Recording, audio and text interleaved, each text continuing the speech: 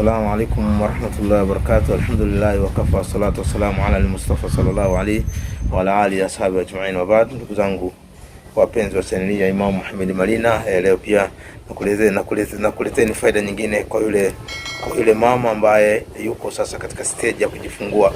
Ukahisi kwamba kujifungua kwako kutakuwa na uzito sana, unahisi kabisa kuna uzito katika kujifungua, basi usome jina la Allah ili ya salam, ya salam, ya salam, ya salam, ewe amani, ewe amani, ewe amani, ewe amani, ewe amani, ewe amani.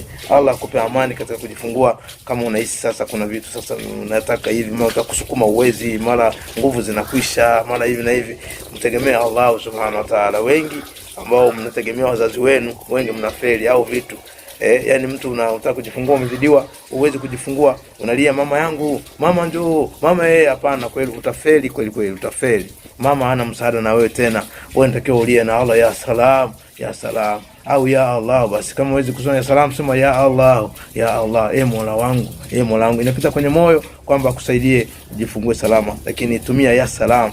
Itumia ya salamu ambaye unahisi uzazi wako unakusumbua, sasa unaenda kujifungua, alafu sasa una mudi imekosekana ghafla, alafu sasa unaona nguvu huna. Sasa haiwezekani wakati wa kujifungua ndio ukose nguvu, na wakati ulikuwa na nguvu.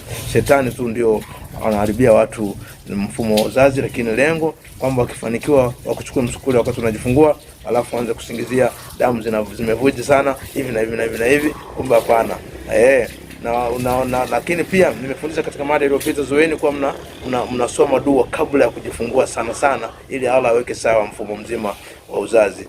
Allah aweke mfumo sawa, mfumo wa uzazi Allah uweke sawa kabla hujajifungua. Kwa unasoma dua mara kwa mara, nimefundisha katika mada iliyopita na sura ambayo unataka uisome, na katika sura hiyo kuna aya ambayo unataka uduminayo sana.